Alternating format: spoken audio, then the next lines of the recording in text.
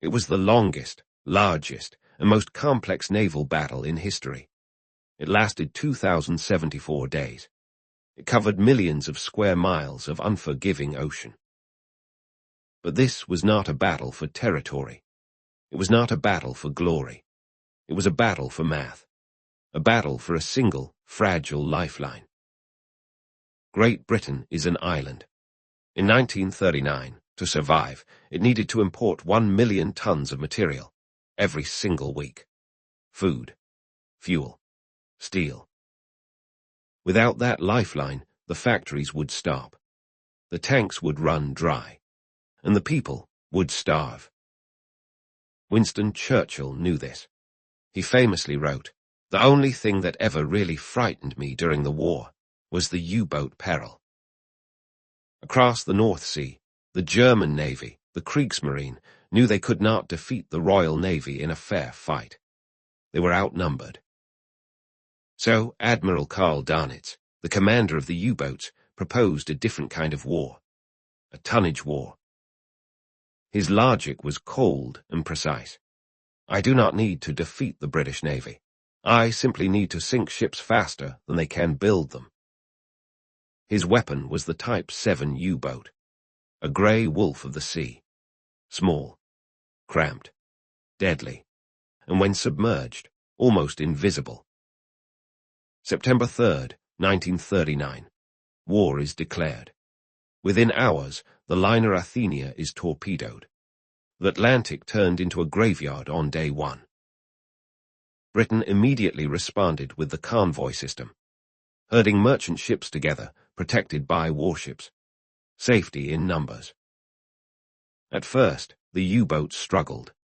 They had to sail from Germany, all the way around Scotland, just to reach the Atlantic. Their time in the hunting grounds was short. But in June 1940, the world fell apart. France surrendered. The German army marched into Paris. This was the turning point, the catastrophe, because now the German Navy didn't need to sail around Scotland. They had bases on the French coast. They were now right on the doorstep of the Atlantic. The happy time began. The U-boat aces, Preen, Kretschmer, Schepke, became celebrities. They hunted alone, and they feasted. They called it the turkey shoot, and escorted ships were picked off one by one. The ocean was lit by the fires of burning tankers.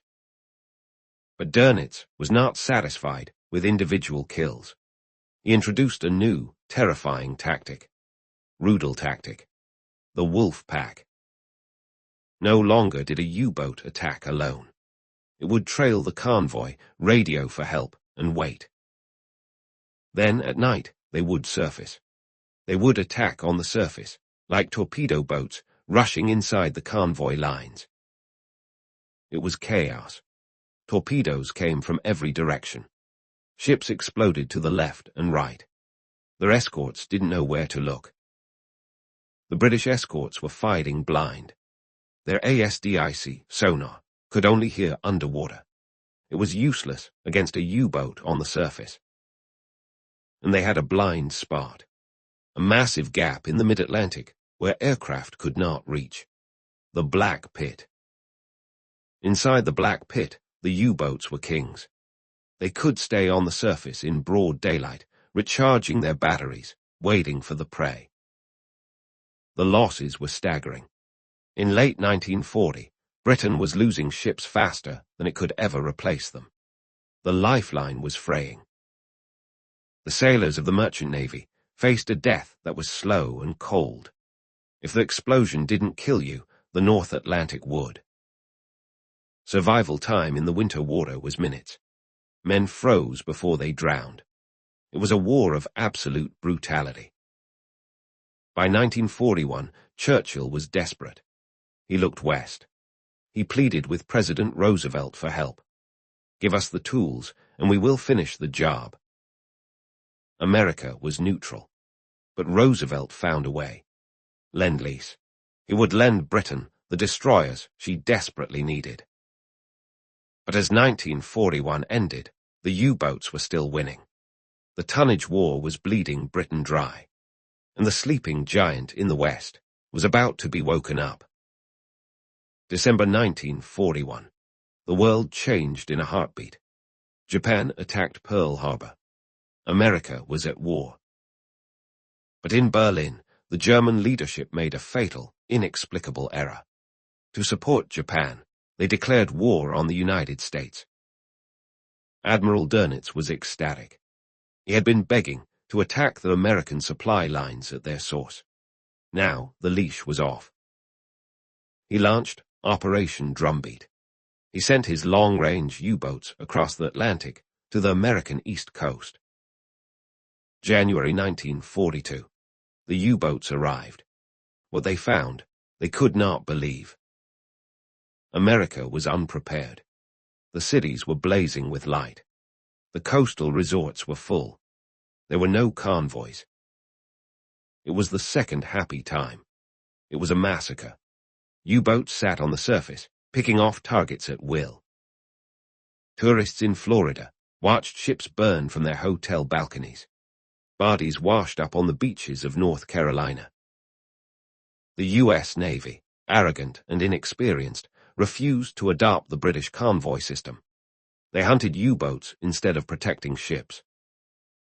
They paid for their hubris in blood. In 6 months, U-boats sank nearly 400 ships. More tonnage was lost here than at Pearl Harbor. Eventually, the U.S. learned. They turned off the lights. They started convoys. The happy time ended. The U-boats were pushed back to the mid-Atlantic. Back in the Black Pit, the war turned into a technological chess match. The Allies needed to see the invisible. The first breakthrough came from their air. HFDUF, high-frequency direction finding. When a U-boat radioed home, HFDUF could pinpoint its location. The hunter became the hunted.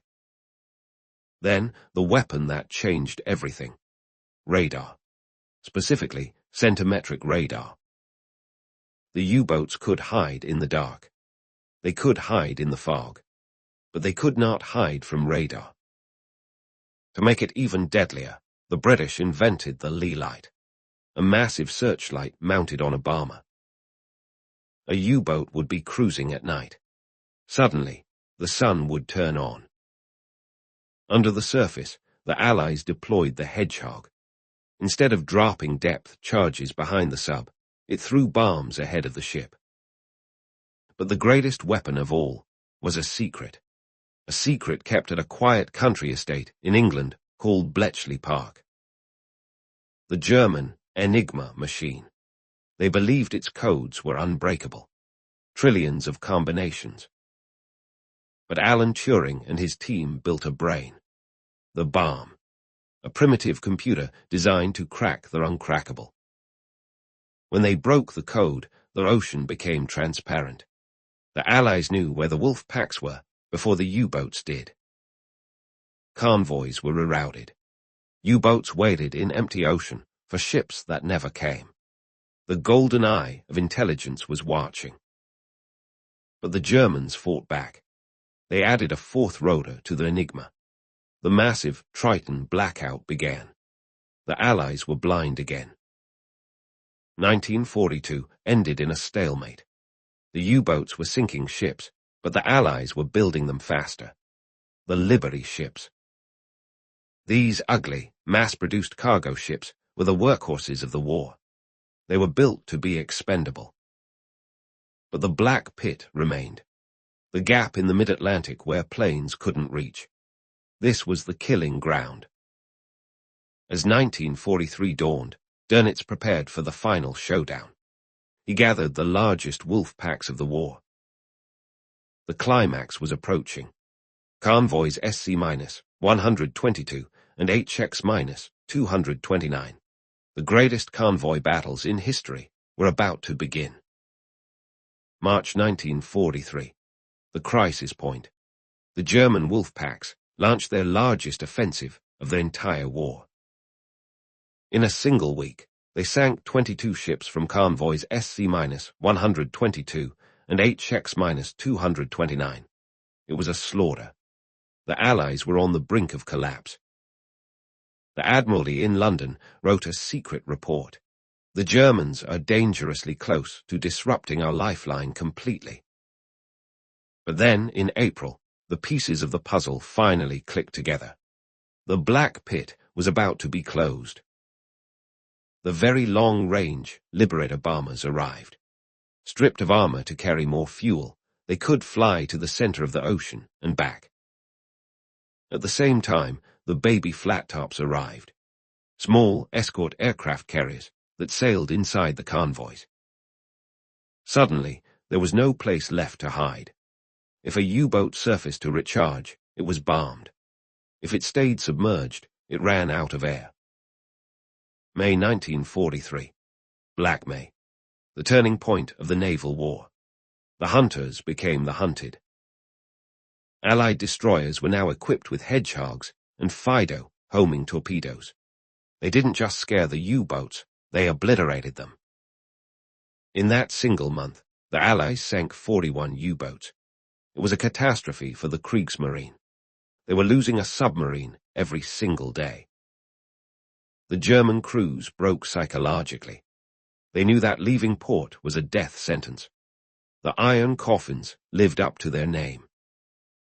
On May 24, 1943, Admiral Dönitz accepted reality. He radioed his fleet, "Withdraw." The wolf packs retreated from the North Atlantic. The lifeline was secure. The tonnage war was won. With the sea lanes open, the arsenal of democracy poured into Britain. The build-up for the final invasion began.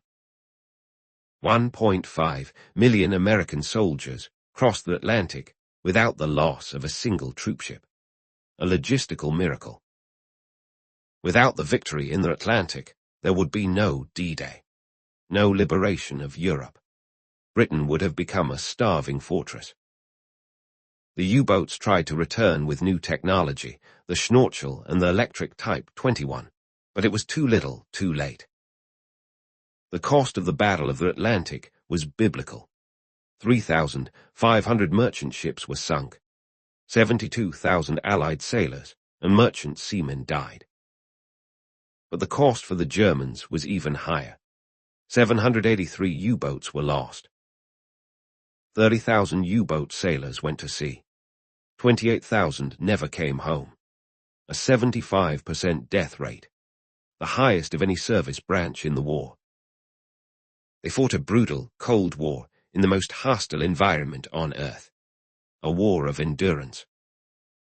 In their end, it wasn't the battleships or the tanks that won the war. It was the Liberty ship. It was the corvette. It was the cargo. Winston Churchill wrote, "Amid the torrent of violent events, one anxiety reigned supreme, the Battle of the Atlantic." When the final German surrender was signed in 1945, the U-boats surfaced and flew the black flag of surrender. The longest battle was over. The ocean was free. The bridge of ships was built. The connection between the new world and the old was never broken. And beneath the waves, the iron coffins remain, silent monuments to a war fought without mercy. The Battle of the Atlantic proved one thing: no army can fight if it cannot eat. Logistics is the lifeblood of war. We remember the pilots of the Battle of Britain. We remember the soldiers of D-Day. But we must never forget the sailors who braved the Black Pit to keep the flame of freedom burning.